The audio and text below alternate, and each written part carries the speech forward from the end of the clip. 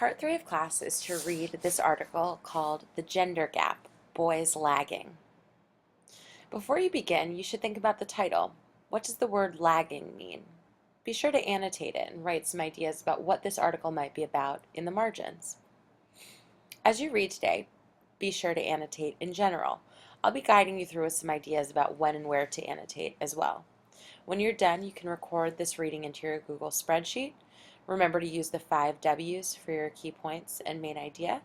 And in your reflection, think about, why are boys actually lagging behind girls in school? There should be a question mark there if you want to add it in.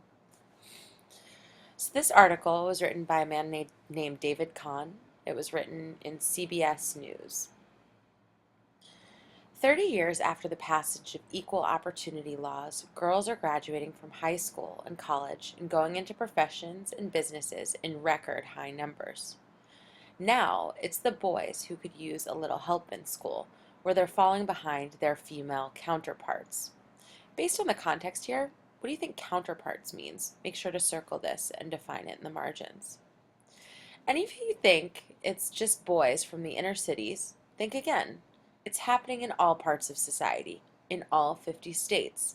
That's why, more and more, educators are calling for a new national effort to put boys on an equal footing with girls. What does it mean to actually put boys on an equal footing with girls? Write an idea in the margins. At graduation ceremonies last June at Hanover High School in Massachusetts, it was the 9th year in a row that a girl was on the podium as school valedictorian.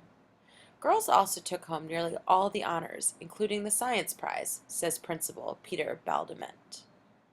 Think about what a podium is. You can Google what a school valedictorian is if you do not know.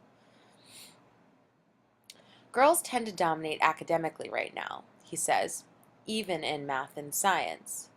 The school's advanced placement classes, which admit only the most qualified students, are often 70% to 80% girls. This includes calculus, and in AP biology, there was not a single boy. In the margins, summarize what you know so far about this high school, Hanover High School in Massachusetts. According to Baldement, 3 out of 4 of the class leadership positions, including the class presidents, are girls. In the National Honor Society, almost all of the officers are girls. The yearbook editor is a girl. School districts from Massachusetts to Minnesota to California report that boys are withdrawing from the life of schools and girls are taking over. Girls outperform boys in elementary school, middle school, high school, and college, and graduate school, says Dr. Michael Thompson, a school psychologist. Girls are being told, go for it, you can do it, go for it, you can do it. They are getting an immense amount of support, he says. Boys hear that the way to shine is athletically, and boys get a lot of mixed messages about what it means to be masculine and what it means to be a student. Does being a good student make you a real man? I don't think so. It is not cool. In this sentence, or in this paragraph, if there are any unknown words, be sure to circle them and define them in the margins. Attempt to define the word immense without looking it up. What do you think immense means based on the context? Girls don't necessarily get teased as much if they do well, says Meredith, a graduating senior at Hanover High.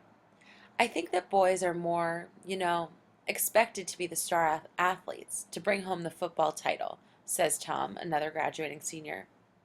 Their classmate Colby agrees. I think maybe girls are a little more goal-oriented, where guys, in general, are a lot more likely to go with the flow. Like, well, if I don't do well in high school, that's great. If I do well in high school, that's great.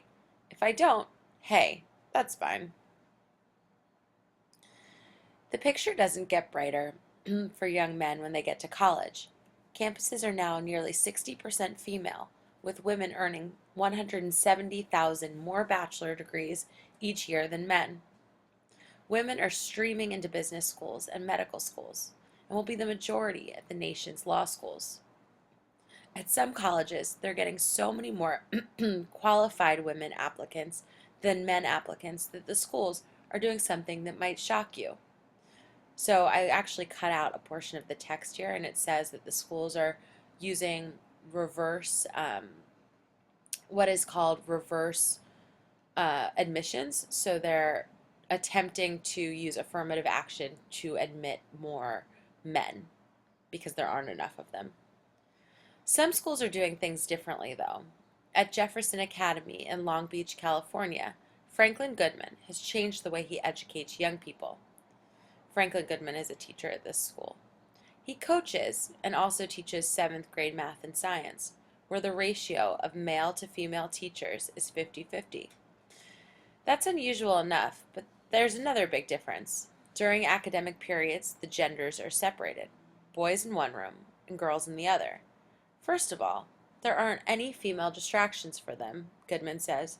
The boys told Stahl that other kids call them gay for going to classes with all boys, but they admit it's been good for them. They learn more, they told her, without girls.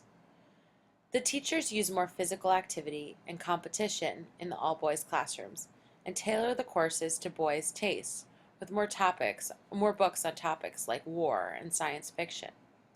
The school must be doing something right. Test scores for boys have jumped dramatically. Why aren't boys' academic problems a bigger issue? There's a little cultural secret at work here. Boys go out in the work world and earn more money, says Thompson. Nobody wants to admit what's happening, which is, you girls work very hard, but sorry, ladies, when you get out of here, we're not going to pay you equally. And you boys, it's okay. You can loaf through school. You'll get good jobs afterwards. But Thompson said, there's going to be a cold shower when the country realizes that women are completely dominating the numbers in professional schools.